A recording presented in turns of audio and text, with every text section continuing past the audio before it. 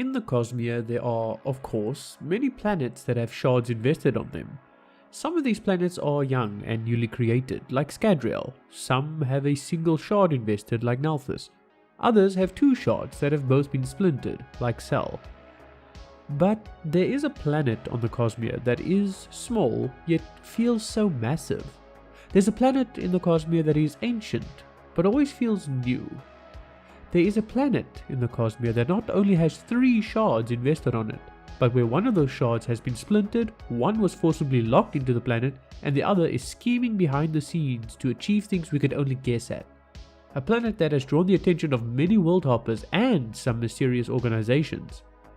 I'm talking, of course, about the planet of Roshar. Before we jump in though, please consider giving this video a like, since it's the main way YouTube knows to promote the video. If you'd like to see more Cosmere lore videos, definitely let me know by liking and commenting down below. And if you're interested in more, then consider subscribing, since there's definitely more to come. Also, just a quick shout out to the curators of the Copper Mine, the Cosmere Wiki.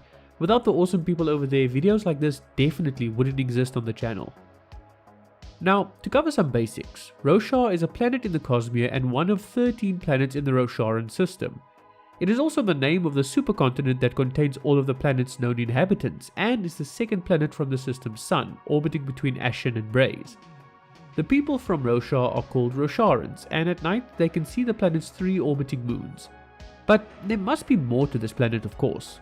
What about the geography, the ecology, the history, culture and society? Well, in this video we'll delve into all of that and more, so let's jump right in.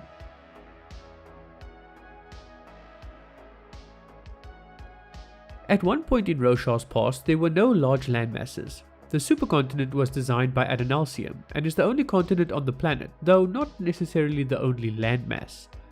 With the exception of Shinovar and the occasional well-sheltered lake, all of Roshar is frequently ravaged by powerful high storms, massive hurricanes traveling from east to west. These storms come frequently, and though they do not appear to follow a simple pattern, storm wardens are able to accurately predict their schedules through complex mathematics. As a result of these powerful winds scouring the planet, Shinovar is the only place on Roshar that has soil. The rainwater in high storms is laced with a sort of slurry called creme. When creme dries, it hardens into rock. Since the high storms always sweep from east to west, creme builds up on the eastern side of anything that stays still and isn't regularly cleaned. Over time, the continent is very slowly shifting across the planet as the high storms cause erosion of the eastern part and a buildup on the western part. The one consistent aspect of the Rosharan climate is the weeping.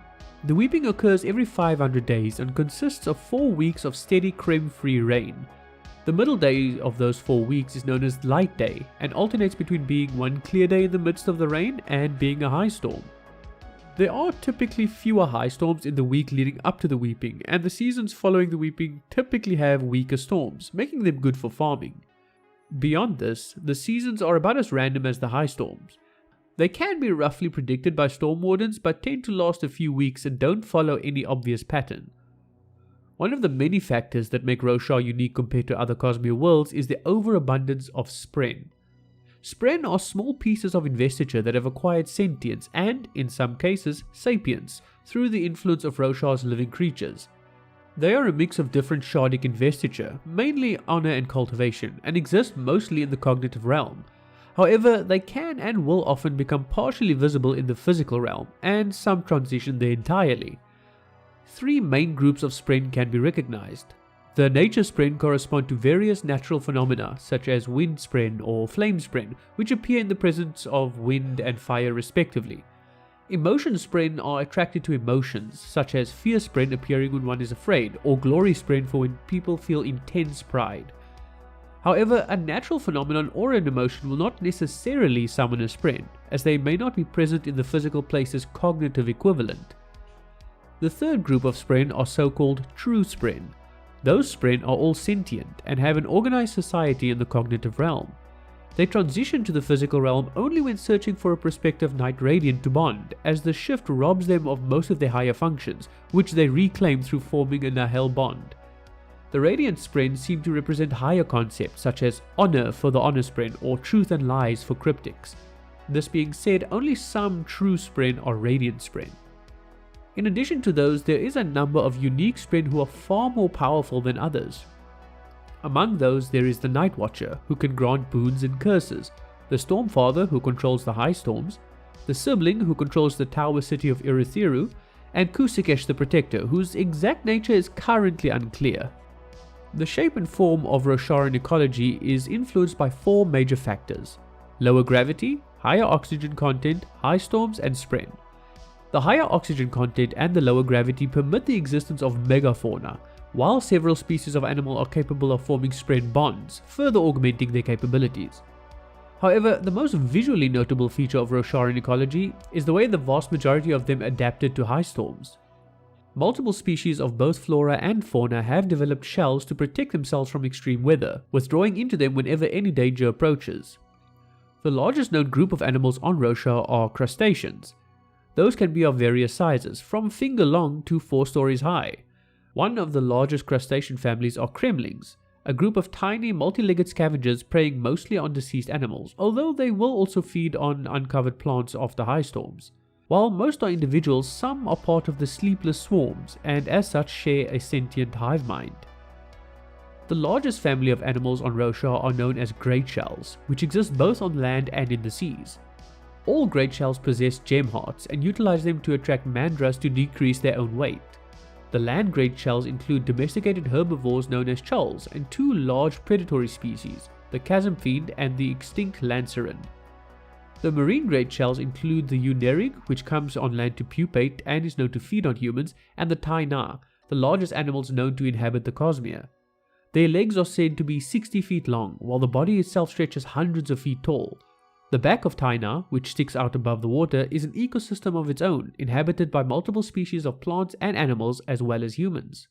Rosharan flora had to adapt to several conditions not found on Earth or Earth-like worlds, such as the severe weather and scarcity of soil. The largest family of plants on Roshar are the rockbuds.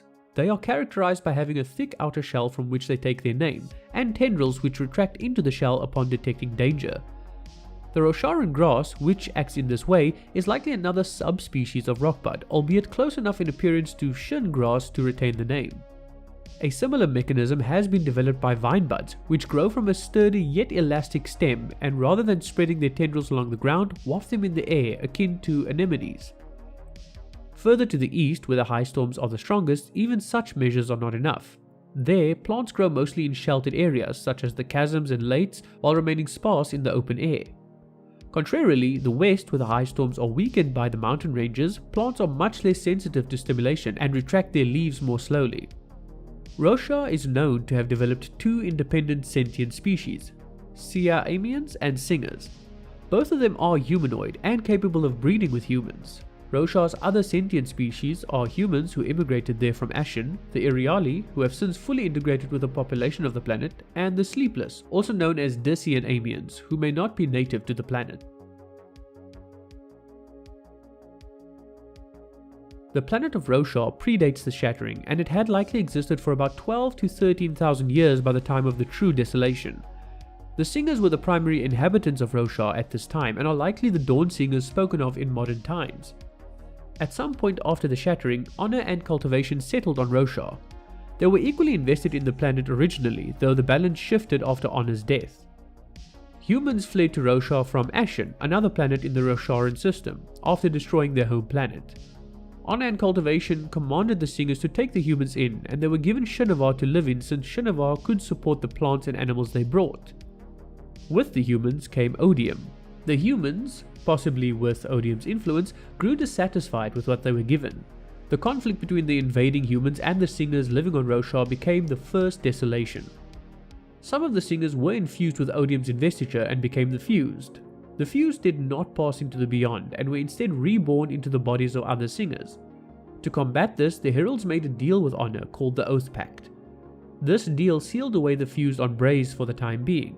The return of the Heralds and the Fused, and the conflict that occurred, became known as the Desolations.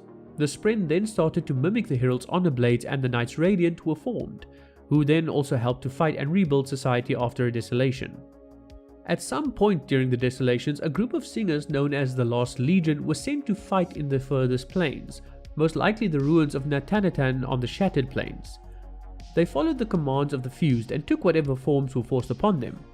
Seeking freedom, they fled during a high storm and took on dull form to escape the fused control.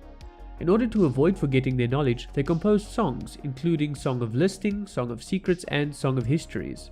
They didn't, however, know how to transform into any forms except dull form and mate form by themselves. They planned to remain living as tribes and refugees, unnoticed and forgotten, as they studied and rediscovered the forms. These singers became the ancestors of the listeners who inhabit the Shattered Plains. At the end of the last desolation, 9 of the 10 heralds had survived the fighting. As usual, they were supposed to return to Braze to hold back the fused. However, knowing they could not face more torture, they came up with an alternative plan. Taln, the only herald to never have broken during the Millennia of Desolations and the only herald who had died at that time, would remain on Braze by himself. They had been warned that lingering on Roshar could lead to the start of another desolation, but Ishar claimed that Taln by himself would be enough to hold back the desolations and maintain the Oath Pact. Rather than tell mankind the truth, the heralds proclaimed that they had finally won the war against the Voidbringers. This deception lasted for 4,500 years until Taln finally returned from Braze to Roshar by mechanics which as yet are unclear. After the last desolation, there was an event known as the False Desolation. The False Desolation began when Ba-Addo-Mishram learned to connect with the majority of the singers, giving them forms of power and access to Voidlight. The Radiants, unaware of how she did this, sought a way to end the fighting for good, as the heralds had promised them. Working together, the scholars amongst the Radiants theorized that an unmade could be imprisoned like a regular Spren. They devised a plan to trap Ba-Addo-Mishram and prevent her from connecting with the singers and providing them with Voidlight. This plan would require Melishi, the only bondsmith of his generation, and a special prison, likely a perfect gemstone. Although Melishi was confident the plan would succeed in destroying the Voidbringers, Nay's daughter Kuzodo warned of unintended side effects. Although the plan seems to have succeeded, as Ba-Addo-Mishram has not been seen in modern times unlike the other Unmade, Nay's daughter Kuzodo's warning was correct. Because she had been connected to all the singers, their connection and identity was torn out of them, creating slave form, or Parshmen. The Radiant's horror for what happened likely contributed to the Day of Recreance. During the lead-up to the Day of Recreance, many events occurred which demoralized the Knights Radiant. The sibling, for some unknown reason, withdrew from Erethiru and forced the Knights to abandon their ancestral home. Many Radiants blamed this on a perceived unworthiness, including increased conflicts between the Windrunners and Skybreakers, but scholars of the time disagreed. This concern extended to potential infiltration by Unmade, which only served to inflame tensions. While this was occurring, the False Desolation was coming to a close.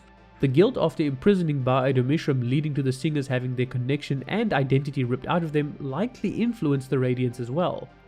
In the midst of this turmoil, the Radiants discovered the truth about the origins of humans on Roshar.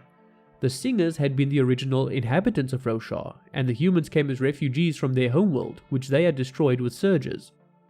After being taken in by the singers and given Shinovar, they invaded Roshar and started the desolations. While Honor had comforted previous generations who learned this time he was dying, and as a result he was no longer fully sane.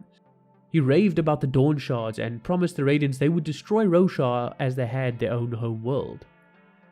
As a result of these revelations, 9 of the 10 orders decided to abandon their oaths, and in agreement with their Spren, kill them. They believed this would prevent the destruction of Roshar Honor warned them about. At the locations they left their plate and blades, men quickly began fighting over the weapons, leading to much death and destruction. The Radiants, other than the Skybreakers, were quickly turned on and killed because of the sense of betrayal felt.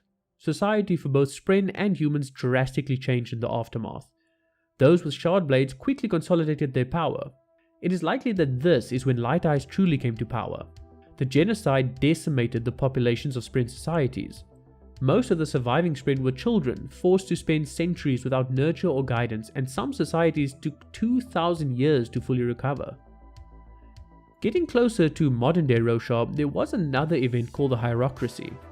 The Hierocracy began when the Vorin Church decided to conquer the world and run the government rather than just provide spiritual guidance. They claimed their conquering was for the good of the people. Some of the most powerful Ardents claimed to have visions from the Almighty, which they used to solidify their rule and obfuscate their religion. One of their main goals was to destroy knowledge of the failures of Vorinism, including Shadesmar, the Lights Radiant, and the Recreants. They were primarily successful, as even the major libraries on Roshar are missing this information. Before the hierarchy could spread to the west, however, Sidis the Sunmaker united the princedoms of Alethkar to drive out the hierarchy. They fought in many epic battles, the likes of which have not been seen since, in what came to be known as the War of Loss. The Sunmaker successfully cast down the hierarchy and stated the visions were a fraud. Sidis' win in the War of Loss affected much of eastern Roshar. Sidis declared himself king of Alethkar and began a conquest of Roshar. Although the extent of his empire is not exactly known, Herdaz and Azir were both included, as we know he committed genocide in Azir and killed 10% of the population. His empire quickly collapsed after his death, however, as he did not choose an heir and his 10 sons divided the kingdom into princedoms and became high princes. The effects of the hierarchy on Vorinism can still be felt in the modern time. The central leadership of the church was destroyed and split into mostly independent devotees, and the Ardents became slaves who could not own any land or property. Their revisions to the historical texts also perpetuate, and it is difficult to find information about pre-hierarchy history or the Knights Radiant.